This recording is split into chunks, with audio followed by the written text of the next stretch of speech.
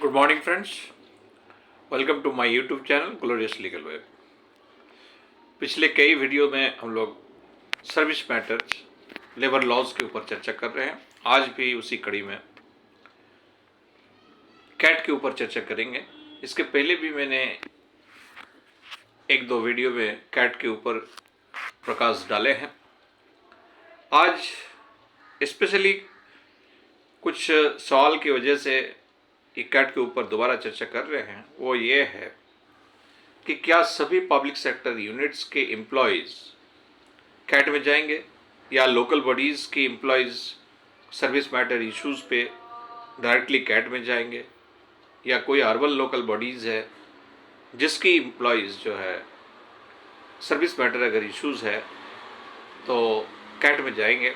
इन सभी पर तो इस संदर्भ में मैं यहाँ क्लैरिटी आपके देना चाहता हूँ, क्लियर ये बताना चाह रहा हूँ कि कैट के जुरिडिक्शंस के लिए ये जरूरी नहीं कि ऑल पब्लिक सेक्टर यूनिट्स आपके जो है एम्प्लॉयज़ इशूज़ यानी सर्विस मैटर इशूज़ आपको कैट में जाएगा। इसके लिए आपके कैट के नोटिफिकेशंस को आपको देखना होगा कि कौन कैट की जुरिडिक्शन की जो नोटिफिकेशन है कि कौन कौन से पब्लिक सेक्टर यूनिट्स जो है कैट में आता है, कैट जुरिडिक्शंस में आता है। अगर वो आता है तो आप निश्चित रूप से डायरेक्टली कैट में जाएंगे। जैसे फॉर द एग्जाम्पल आप जानते हैं LIC, life insurance corporation of India, या SAIL, steel authority of India, ये सब पब्लिक सेक्टर यूनिट्स डेफिनेटली ये नोटिफाइड है और वो इनके एम्प्लॉयज़ डायरेक्टली कैट में जाएंगे।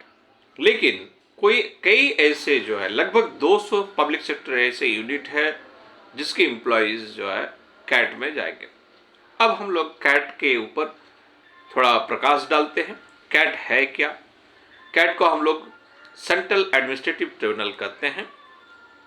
सेंट्रल एडमिनिस्ट्रेटिव ट्रिब्यूनल्स एक्ट 1985 के तहत 1 नवंबर 1985 में कैट का गठन हुआ।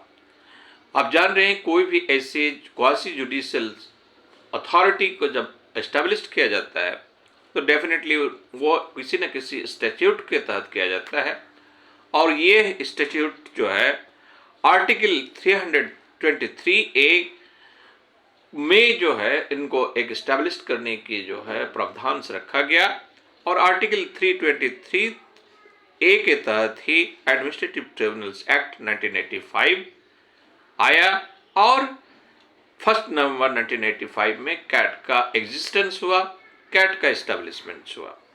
हमारे ऑल ओवर इंडिया में टोटल एक प्रिंसिपल से बेंच जो दिल्ली में है, बाकी 17 अदर्स कैट जो है ऑल ओवर इंडिया में है, और इसके अलावा 21 सर्किट बेंचेस है।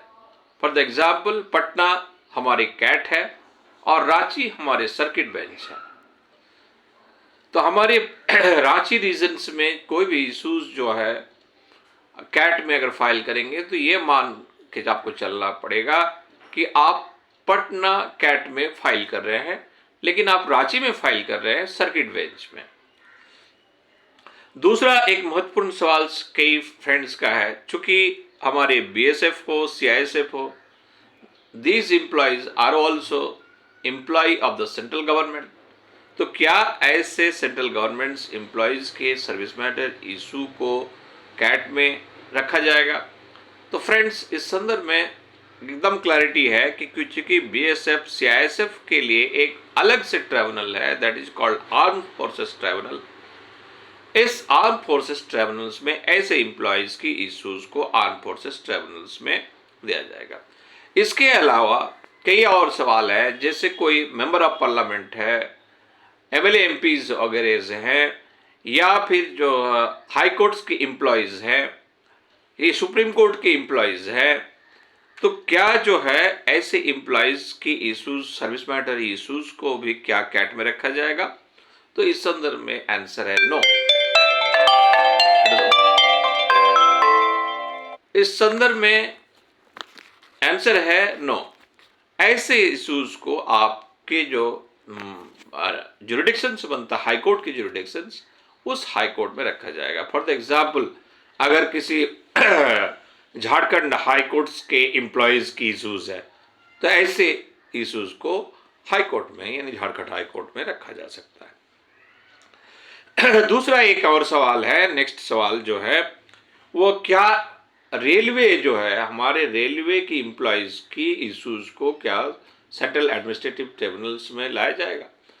तो फ्रेंड्स, रेलवे की अगर सर्विस मैटर इशूज है, आइदर वो अपॉइंटमेंट से रिलेटेड हो, आइदर वो इंक्रीमेंट से रिलेटेड हो, आइदर वो प्रमोशन से रिलेटेड हो, आइदर वो डिसमिसल हो यानी सस्पेंशंस हो, या उसको टर्मिनेशन से, जिसको हम लोग डिसमिसल की बात कहें, इन सब इशूज को डेफिनेटली आपको कैट में आएगा। लेकिन रेलवे रिलेटेड अगर कोई क्लेम से रिलेटेड कोई इशूज हो तो क्लेम जहां पे आता है तो वो क्लेम जो है रेलवे क्लेम ट्राइब्यूनल्स एक अलग से बना हुआ है, उस ट्राइब्यूनल्स में जाएगा।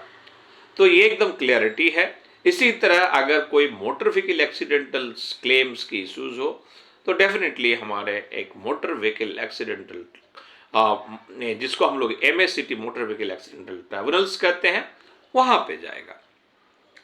तो ये था कुछ क्वेरीज, कुछ कंफ्यूजन जिसका आंसर वेरी क्लियर। अब हम लोग आते हैं कि आप किसी कैट में कैसे क्या केस फाइल करेंगे। तो आपके अगर इश्यूज है और आपका जुरिडिक्शंस बनता है कैट का, तो आप निश्चित रूप से केस फाइल कर सकते हैं। आप खुद जो है यानी जिसको हम लोग इन पर्सन से अपेयर करते हैं, खुद फाइल कर सकते हैं, या किसी एडवोकेट्स के हायर करते हुए अपना बात या अपने केस फाइल कर सकते हैं। इस केस फाइल करने के लिए आपको फीस लगता है मात्र 50 रुपया। ये 50 रुपया फीस जो है आप पोस्टल ऑर्डर से पे कर सकते हैं। तो फ्रेंड्स, ये था हमारे टोटल जो है सेंट्रल एडमिनिस्ट्रेटिव ट्रिब्यूनल्स की ओवरव्यू।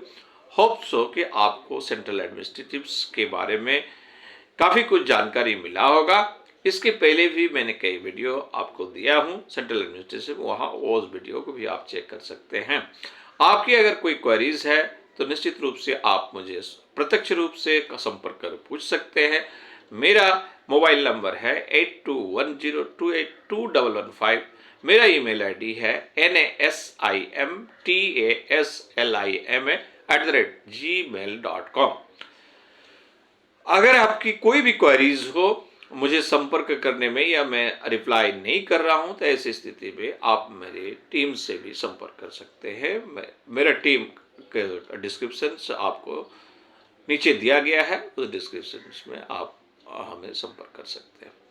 अगर वीडियो अच्छा लगा हो तो इसको शेयर करें, सब्सक्राइब करें और चैनल को सब्सक्राइब करें, वीडियो को शेयर करें एवं लाइक करें।